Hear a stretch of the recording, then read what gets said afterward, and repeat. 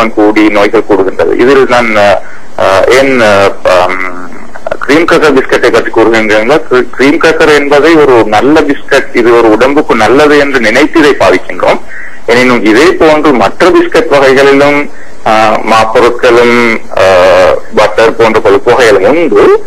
எனினும் கிரீம் கிரக்கரை நாம் ஒரு பிழையாக நினைத்துக் கொண்டு பாவிக்கின்றோம். மற்ற பிஸ்கட் வகைகளை சாப்பிடும் போது நாம் இதில் இனிப்பு உண்டு, இதில் மாப்பொருள் உண்டு என்று நினைத்துக் கொண்டு சாப்பிடுகின்றோம்.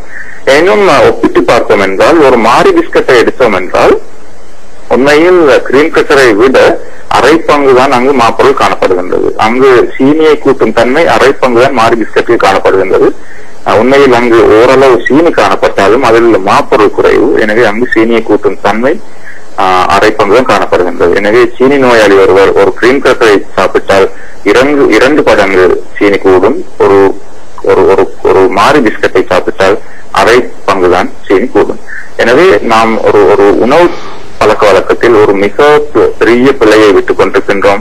அதே நேரம் ஒரு வேலை செய்வதிலும் நாம் பெரிய பிழையை விட்டுக் கொண்டிருக்கின்றோம். அதாவது நாங்கள் வேலை செய்ய உண்மையில் பஞ்சப்படுகின்றோம். அதாவது எமது மக்கள் பொதுவாகவே வேலை செய்வதில் நாட்டம் காட்டுவதில்லை. சும்மா இருந்து கொண்டு ஒரு டிவியை பார்த்துக் கொண்டிருப்பார்கள் அல்லது ஒரு பத்திரிகை வாசித்துக் கொண்டிருப்பார்கள். ஏதாவது வேலை இல்லாவிட்டால் கூட ஒன்று பெண்கள் தூங்குவார்கள் அல்லது டிவியை பார்ப்பார்கள் அல்லது பத்திரிகை வாசிப்பார்கள். ஒரு தோட்ட வேலையோ அல்லது ஒரு நடப்பதையோ ஏதோ ஒன்றை செய்வதில்லை. எனவே உடற்பருமன் கூடிக்கொண்டே போகும். அதைவிட டாக்டர், குறிப்பாக நீங்கள் இந்த உணவு விடயமாக பேசிக் கொண்டிருக்கும் போது சில விவரங்களை கேட்க வேண்டும். அதாவது அநேகமானவர்கள் நினைக்கின்றார்கள், இந்த உப்பு பிஸ்கட் என்று சொல்லப்படுகின்ற இந்த கிரீம் கிரேக்கர் போன்ற பிஸ்கெட்டுகளை சாப்பிட்டால் அவர்களுக்கு சீனி குறைவதற்கு வாய்ப்புள்ளது, சீனி இல்லை அப்படி என்றெல்லாம் நினைக்கின்றார்கள். ஆனால் நீங்கள் சொல்வதை பார்த்தால் அது கூட சீனி நோய் உள்ளவர்களுக்கு நல்லது அல்ல என்று விளங்குகின்றது. அதை பற்றி கொஞ்சம் விரிவாக கூறுங்கள் டாக்டர். ஆமா, உண்மையில் இந்த நீரிழிவு நோயாளிகள் ஒரு பிழையான அபிப்பிராயத்தில் சாப்பாடுகளை சாப்பிட்டுக் கொண்டிருக்கின்றனர். உண்மையில் நீரிழிவு நோயில் உடலில் குருதியில், அதாவது உடல் உள்ள குருதியில் குளுக்கோஸின் அளவு கூடுகின்றது. எவ்வாறெனில் நாம் சாப்பிடும் எந்த மாப்பொருளும் என்று கூறும்போது அது அரிசியில் உள்ள மாப்பொருளும் மாப்பொருள் தான், குரக்கன் மாவில் உள்ள மாப்பொருளும் மாப்பொருள் தான். அரிசியில் என்னும் போது ஒரு சிவப்பரிசியில் உள்ளதும் மாப்பொருள் தான், ஒரு சம்பா அரிசியில் உள்ளதும் மாப்பொருள் தான், குரக்கன் மாவில் உள்ளதும் மாப்பொருள் தான், கோதம் மாவில் உள்ளதும் மாப்பொருள் தான். எனவே எல்லா மாப்பொருளில் உள்ளதும் மாப்பொருள் தான். அதே போல நீங்கள் ஒரு கிரீம் கிரக்கரோ பிரான் கிரக்கரோ எதில் எடுத்தாலும் மாப்பொருள் தான். அது அந்த மாவு சமைத்த பின்னர், சமைப்பாடு அடைந்த பின்னர் குருதியில் அது குளுக்கோஸாகத்தான் போய் சேரும்.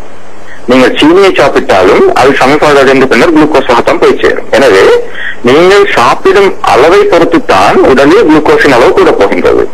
எனவே நீங்கள் எவ்வளவு சாப்பிடுகின்றீர்களோ அந்த அளவுக்கு உடம்பில் குளுக்கோஸின் அளவு கூடும். எனவே நீங்கள் குரக்கன் 50 கிராம் சாப்பிட்டால் அதற்கேற்ற அளவு குளுக்கோஸ் உடம்பில் கூடும்.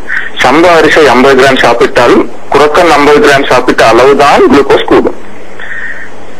கோதுமை மாவை 50 கிராம் சாப்பிட்டாலும் அதே அளவுதான் குளுக்கோஸ் கூட போகின்றது. எனவேதான் நான் சொல்கிறேன், கிரீம் கிரக்கரை சாப்பிட்டாலும் 5 பிஸ்கட்டை சாப்பிட்டால் 50 கிராம் மாவு சென்றடையும். எனவே அதே அளவு குளுக்கோஸ் கூட போகின்றது. எனவே நாம் இந்த தத்துவத்தை விளங்கிக் கொண்டால் இந்த விடயத்தை நன்றாக விளங்கிக் கொள்ளலாம். எனவே நாம் சாப்பிடும் மாப்பொருளின் அளவைத்தான் குறைக்க வேண்டுமே தவிர இதில் சீனி உள்ளதா, இதில் சீனி இல்லை. மக்கள் கேட்பார்கள், இந்த சம்பாவில் சீனி உள்ளதா, கிரீம் கிரக்கரில் சீனி உள்ளதா, குரக்கனில் சீனி உள்ளதா? அது அல்ல கேள்வி. உண்மையில் எவ்வளவு மாப்பொருள் உள்ளது என்பதுதான் கேள்வி.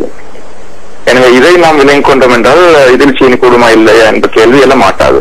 அதே போன்று பல வகைகளில் சீனி உள்ளதா என்று கேட்பார்கள். உண்மையில் பல வகைகளை எடுத்தீர்கள் என்றால் மிக குறைவான அளவு சீனி உண்டு, அதாவது மாப்பொருள் உண்டு. ஒரு வாழைப்பழத்தை எடுத்தால் ஒரு குரக்கன் அல்லது அரிசி மாவின் அளவை விட ஒரு 1/3 பங்கு மாப்பொருள் உண்டு. ஆகவே ஓரளவு அதை சாப்பிடலாம். ஒரு நீங்கள் பப்பாளி பழத்தை எடுத்தால் ஒரு குரக்கன் அல்லது அரிசி மாவை போன்று ஒரு 10 1 மடங்கும் இல்லை, மிகவும் குறைவான அளவு மாப்பொருள் உண்டு. எனவே ஒரு 200 கிராமை சாப்பிட்டால் மிகச் சிறிய அளவு சீனி கூடும். எனவே அதை சாப்பிடுவதில் எந்த பிழையும் இல்லை. ஆனால் நீங்கள் கிரீம் கிரக்கரை சாப்பிட்டால் தனிப்பட்ட முறையில் நீங்கள் பெருமளவு மாப்பொருளை சாப்பிடுகின்றீர்கள். எனவேதான் அதனால் சீனியின் அளவு கூடுகின்றது. அது மாத்திரமல்ல, உங்கள் உடற்பருமனும் கூடுகின்றது. நீங்கள் சீனி நோயால் இல்லாவிட்டாலும் உங்களை உடற்பருமன் கூடி உங்களுக்கு நோயை உண்டாக்குகின்றது. டாக்டர், இப்பொழுது விளம்பர இடைவெளிக்கு சென்ற பின் மீண்டும் தொடர்வோம்.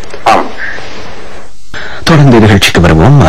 டாக்டர், குறிப்பாக அநேகமானவர்கள் எதிர்பார்க்கின்ற ஒரு விடயம்தான், அதாவது பழ வகைகள் அநேகமாக சீனி, அதாவது நீரிழிவு நோய் உள்ளவர்களுக்கு பாதிப்பை ஏற்படுத்தும். குறிப்பாக அன்னாசி பழம் போன்றவை எடுக்கவே கூடாது. அதே போன்று புளிப்பழம் மற்றும் சில பழங்களை அவர்கள் பெயர் குறிப்பிட்டு கூறுவார்கள். அதாவது வாழைப்பழங்களில் அநேகமாக, அதாவது சீனி கதளி என்று சொல்வதை விட மற்ற அனைத்துமே சாப்பிடுவது நல்லதல்ல என்றெல்லாம் கூறுவார்கள். இதை பற்றி கூறுங்கள் டாக்டர். உண்மையில் நாம் நீரிழிவு நோய் என்று வரும்போது நான் அடிக்கடி கூறுவது, நீரிழிவு நோயாளிகள் ஒரு பிழையான அபிப்பிராயத்தில் ஒரு சிறை வாழ்க்கையை வாழ்ந்து கொண்டிருக்கின்றார்கள். உண்மையில் அது மிகவும் பிழையானது. உண்மையில் சில டாக்டர்கள் கூட ஒரு தப்பு அபிப்பிராயத்தை கொடுத்துக் கொண்டிருக்கின்றார்கள். எந்த பல வகைகளும் ஹராமாக்கப்பட்டதல்ல. நீரிழிவு நோயாளிகளுக்கு எந்த பல வகையும் சாப்பிடலாம். ஆனால் சில பல வகைகளில் மிகவும் குறைவான அளவு சீனி காணப்படும். சில பல வகைகள் கூடுதலாக காணப்படும், ஓரளவு கூடுதலாக காணப்படும். எனினும் எந்த பல வகையிலும் மாப்பொருள் ஒரு அரிசியிலோ அல்ல குரக்கங்களோ காணப்படும் அளவு காணப்பட மாட்டாது. உண்மையில் மிக குறைந்த அளவு சீனி காணப்படும் பல வகைகள் தான் பப்பாளி பழம், அன்னாசி பழம், பேரைக்காய், சீனி வாழைப்பழம், கதலி வாழைப்பழம் போன்றவை.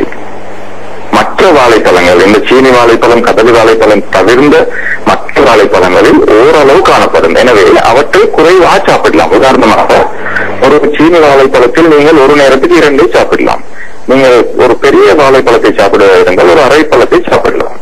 எனினும் இந்த வாழைப்பழம், இந்த பல வகைகள், அன்னாசி பழத்தில் உண்மையில் ஒரு பெரிய துண்டை சாப்பிடலாம். உண்மையில் அன்னாசி பழம் சீனி குறைந்த ஒரு பழம். இது ஒரு பிழையான அபிப்பிராயத்தில் மக்கள் நினைத்துக் கொண்டிருக்கிறார். அது இனிப்பு காணப்படுவதனால் இது சீனி கூடியது என்று நினைத்துக் கொண்டிருக்கின்றார்கள். எனவே இந்த பல வகைகளை சாப்பிடும் போது இன்னொன்றை விளங்கிக் கொள்ள வேண்டும். நீங்கள் சாப்பிட்டவுடன் சாப்பிடக்கூடாது. அதாவது நீங்கள் ஒரு பகல் சாப்பாட்டை சாப்பிட்டவுடன் பல வகையை சாப்பிடக்கூடாது. ஏனெனில் நீங்கள் பகல் சாப்பாட்டை சாப்பிடும் போது ஏற்கனவே மாப்பொருளை சாப்பிடுகின்றீர்கள். எனவே சீனி கூட போகின்றது. அதனோடு சேர்த்து நீங்கள் இன்னொரு கொஞ்சம் சீனியை சாப்பிட்டால் அது ஏற்கனவே இன்னும் கொஞ்சம் சீனியை கூட்டிவிடும். எனவே நீங்கள் என்ன செய்ய வேண்டும் என்றால், உங்களை பகல் சாப்பாடு அல்லது காலை சாப்பாட்டை சாப்பிட்டு ஒரு 3 அல்லது 4 மணிக்கு சென்ற பின்னர் இடைப்பட்ட நேரங்கள், அதாவது தேநீர் குடிக்கும் வேளையில் ஒரு பல வகையை சாப்பிட்டால் அந்த நேரத்தில் பிஸ்கட்டையோ அல்லது ஷார்ட்ஸ் அல்லது வடை சாப்பிடாமல் அதற்கு பதிலாக நீங்கள் ஒரு வாழைப்பழத்தையோ, ஒரு அப்பிள் பழத்தையோ அல்லது ஓடம் பழத்தையோ அல்லது அன்னாசி பழத்தையோ சாப்பிடுவீர்கள் என்றால் அதுதான் மிகச்சிறந்தது. எனவே இந்த பழக்கத்தை ஏற்படுத்திக் கொண்டால் அது உண்மையில் உடம்புக்கு, உண்மையில் நீங்கள் ஒரு ஷார்ட்ஸை சாப்பிட்டால் உடம்புக்கு தீங்கு விளைவிக்கும். அதற்கு பதிலாக நீங்கள் ஒரு வாழைப்பழத்தை அல்லது ஒரு பப்பாளி பழத்தை சாப்பிட்டால் அது உங்களுக்கு உடம்புக்கு நன்மை விளைவிக்கும். எனவே இந்த பழக்கத்தை மாற்றிக்கொண்டால் அது ஒரு நலவாக இருக்கும். மற்றது நான் முக்கியமாக இங்கு குறிப்பிட விரும்பியது என்னவென்றால், நான் கூறிக்கொண்டிருந்த நமது நோயை தவிர்ப்பதற்கு என்ன செய்ய வேண்டும் என்று, எனது முஸ்லிம் சமுதாயத்தில் அந்த உடற்பருமன் கூடுதலாக இருப்பதை ஒரு அழகு என்று நினைக்கின்றோம். உண்மையில் பெண்கள் கொழுத்திருந்தால் தான் கல்யாணம் பேசுவதற்கு நல்லது என்று நினைப்பார்கள். ஒரு பெண் பார்க்க மாப்பிள்ளை சென்று விட்டு வந்து சொல்வார்கள், இந்த பெண் மெலிந்திருக்கின்றார், நோயாளி என்று நினைப்பார்கள். நான் அடிக்கடி கேள்விப்பட்டிருக்கும் செய்திதான், பெண் பார்க்க சென்று விட்டு வந்து சொல்லி இந்த பெண் மெலிந்திருக்கிறார் என்று சொல்வார். அல்லது ஒரு பெண் பிள்ளைகளை கூட்டிக் கொண்டு வருவார்கள், மருந்தெடுப்பதற்கு கல்யாணம் பேசுகின்றோம், பெண் பிள்ளையை கொழுக்க வைப்பதற்கு மருந்து தாருங்கள் என்று. உண்மையில் மற்ற சமுதாயங்களை பார்த்தால் அவர்கள் மருந்தெடுக்க வருவார்கள், இந்த பெண் குழந்தை கொழுத்திருக்கின்றார், மெலிவதற்கு மருந்து தாருங்கள் என்று. உண்மையில் ஒரு எந்த மனிதனாயிருந்தாலும் கொழுத்திருப்பதுதான் நோய், மெலிந்திருப்பது நோய் அல்ல.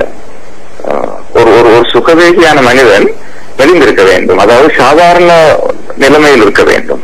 இந்த வயிறு பெரிதாக இருப்பதோ கொழுத்திருப்பதோ